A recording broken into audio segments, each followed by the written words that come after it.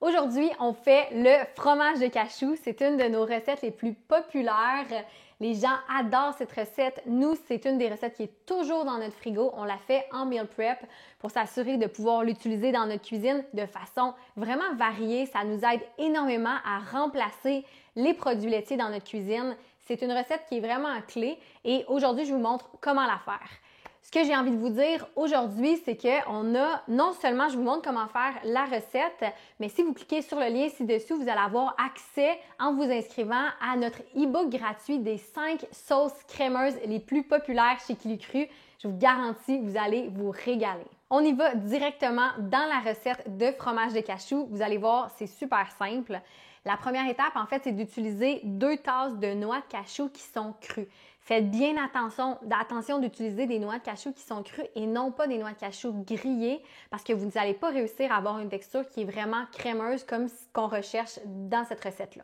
Donc, on prend 2 tasses de noix de cachou et on vient les tremper dans amplement d'eau pendant 4 heures environ. Et ensuite, une fois qu'on a nos noix de cachou qui sont trempées, bien, non seulement ils vont avoir ramolli, mais on va avoir libéré les acides phytiques qui sont dans les noix. C'est vraiment une recommandation en fait de faire tremper toujours vos noix et vos graines avant de les consommer. Comme ça va être plus digeste et on va réussir à vraiment aller chercher tous les nutriments, vitamines, minéraux qui se retrouvent dans les noix et dans les graines quand on les a fait tremper préalablement. Une fois qu'on les a fait tremper de 4 à 12 heures préalablement, on va aller les rincer dans l'évier et s'assurer qu'on a vraiment utilisé de l'eau puis que l'eau est fraîche qui sort après pour s'assurer qu'on s'est débarrassé de toute l'eau qui est un peu plus grisâtre. Donc, on va aller rincer ça à l'évier. Simplement, moi, j'y vais avec mes mains, mais vous pouvez aussi utiliser une passoire selon votre préférence. Donc, on y va.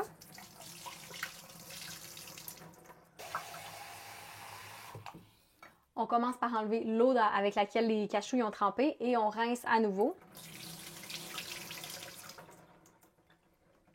Donc, comme on voit, l'eau est claire. Ça, c'est assez suffisant. On peut faire un deuxième rinçage si on veut.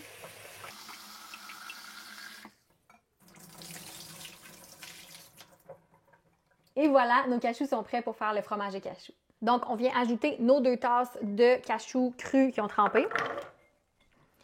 Ensuite, on vient ajouter une tasse d'eau. Après, on utilise 2 cuillères à soupe, 2 cuillères à table de jus de citron, 2 cuillères à soupe de vinaigre de cidre de pomme. Je vous conseille d'utiliser du vinaigre de cidre de pomme qui a encore la maman, comme ça, qui n'est pas pasteurisé dans le fond. Ensuite, ici, on a 2 cuillerées à thé de sel de mer, 1 cuillère à thé de thym, 1 cuillère à thé d'oignon granulé, une demi-cuillère à thé de poivre moulu et 1 cuillère à thé d'origan. Vous pourriez remplacer les fines herbes comme ça vous plaît, mais moi, c'est ça qu'on choisit d'utiliser dans le fond dans la recette de base. Pour les gens qui sont en Europe, les cuillères à thé, ce sont des cuillères à café. Donc, on met tout ça. Ensuite, on va venir ajouter les probiotiques. Ça, c'est optionnel. Vous pourriez juste mélanger le fromage de cachou tel quel et il serait prêt à consommer directement. Et on peut aussi faire l'option avec les probiotiques. Donc, on va utiliser 2 capsules de probiotiques qu'on va venir mettre directement dans le blender. Et on va ensuite le faire fermenter pendant une nuit. Et honnêtement, si vous ne l'avez jamais essayé fermenter, ça vaut tellement le petit effort de plus. On a juste à le mettre dans un pot sur le comptoir pendant 12 heures à 24 heures en fait, et il va fermenter. Ce qui est le fun des probiotiques, c'est que ça vient vraiment ajouter un petit côté umami qui est très fromager et tellement délicieux quand on le fait fermenter. Mais la vérité, c'est qu'en fait, nous, la majorité du temps, dans notre cuisine de tous les jours, on ne va pas ajouter les probiotiques, on ne va pas faire fermenter le fromage de cachou, on va juste mettre de côté les probiotiques, faire la recette telle quelle et directement, on va pouvoir l'utiliser soit comme trempette ou de différentes façons qu'on va vous parler dans les prochaines vidéos. Pour avoir accès à la mini-série de vidéos et au e-book des 5 recettes gratuites de nos meilleures sauces crémeuses, clique sur le lien ci-dessous, on va tout envoyer ça dans les prochains courriels. Donc, la recette est prête, on y va, on mélange tout ça. Youp.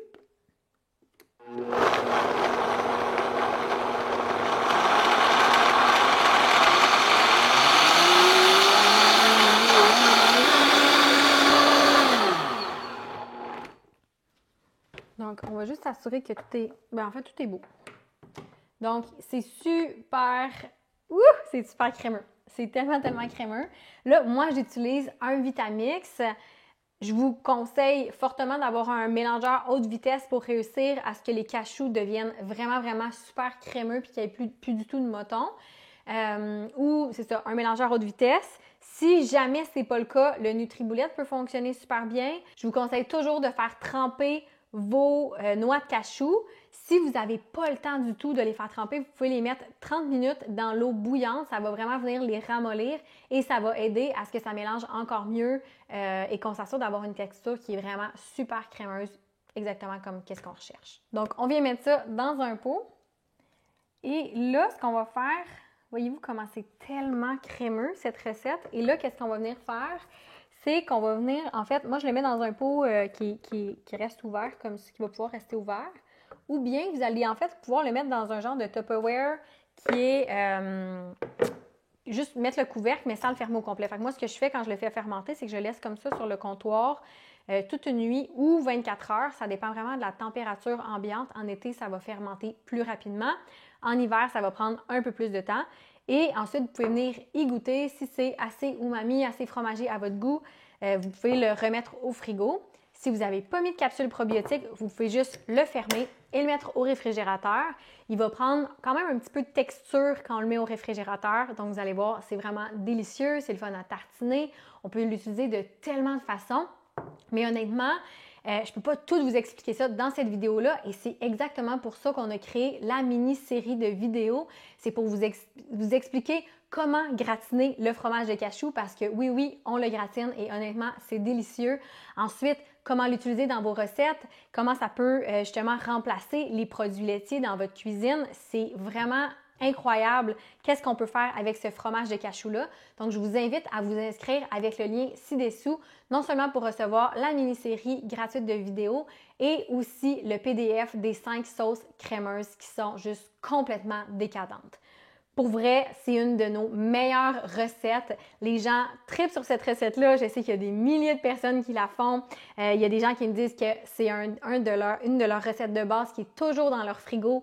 C'est tellement délicieux et c'est une des choses qui a fait en sorte que ça a été vraiment plus facile pour moi de diminuer et éventuellement d'arrêter les produits laitiers. Clique sur le lien ci-dessous pour t'inscrire dès maintenant.